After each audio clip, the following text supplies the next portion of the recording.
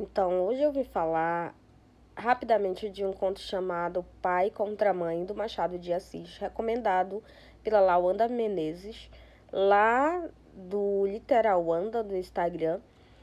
E assim, eu fiquei abismada com a escrita do Machado de Assis.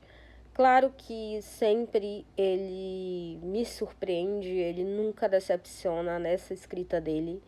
Ele é maravilhoso. Mas aqui a gente tem uma história visceral, uma história crua, que faz com que você se coloque no lugar dos personagens.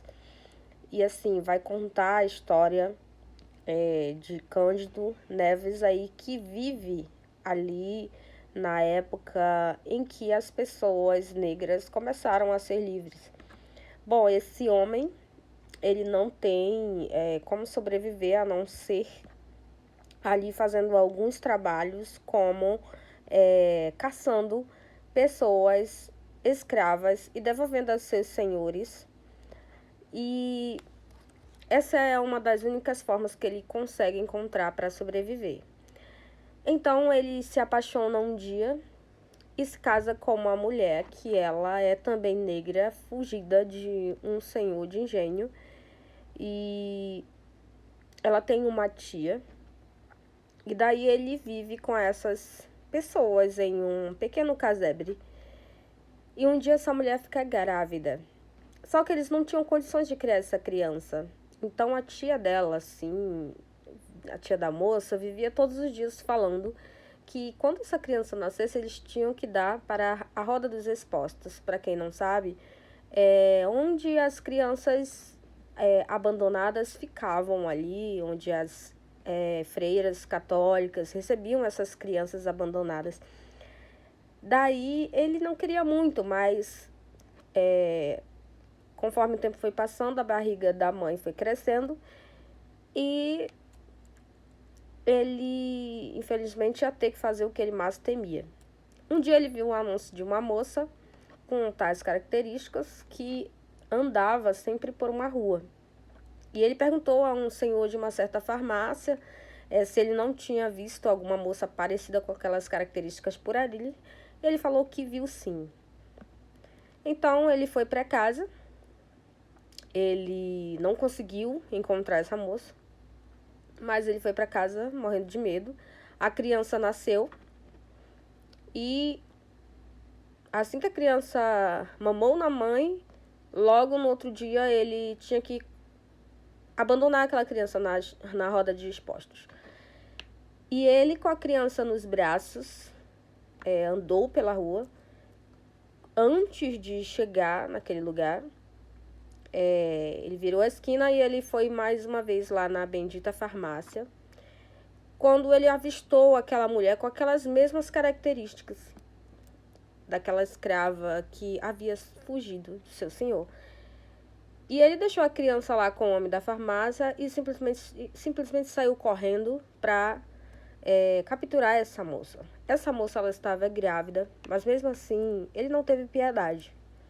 Ele levou ela ao senhor e ele recebeu uma quantia de 100 mil réis. Não sei qual é o valor que corresponde ao dia de hoje, mas eu creio que era muito dinheiro na época.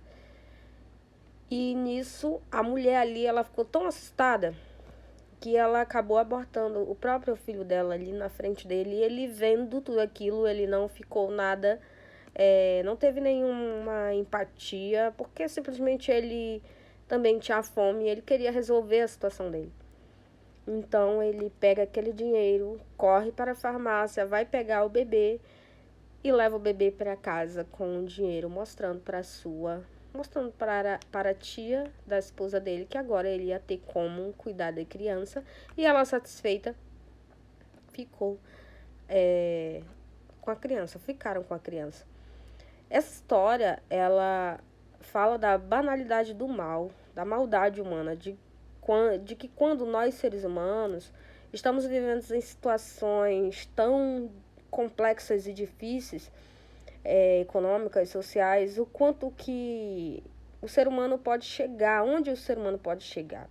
Não romantizando aqui a violência ou qualquer coisa do tipo, Mas isso acontece muito e até hoje eu creio que acontece sim. E a gente pode fazer um paralelo. Por exemplo, eu estava vendo um filme agora esses tempos chamado A Única Saída. E o tema desse filme, ele é coreano, sul-coreano. Ele fala exatamente disso, de que o cara estava ali em busca de um emprego, mas ele nunca conseguia esse emprego. Ele não tinha como sobreviver. Então ele começa a banalizar a maldade. Ele começa a assassinar todos os concorrentes dele para poder sobrar só ele para ocupar aquele cargo. E várias outras situações que a gente vai vendo na vida, no dia a dia, o quanto que há pessoas destruindo as outras, falando coisas sobre as outras para que elas consigam sobreviver. Às vezes não é porque a pessoa é exatamente uma pessoa ruim, mas é por uma questão de egoísmo mesmo, de uma coisa autocentrada, de uma questão de sobrevivência. E nisso, assim, eu não julgo as pessoas nisso, assim. Mas, claro, existem várias formas de você sobreviver. Eu, por exemplo, eu não gosto de fazer esse tipo de coisa para sobreviver, entendeu?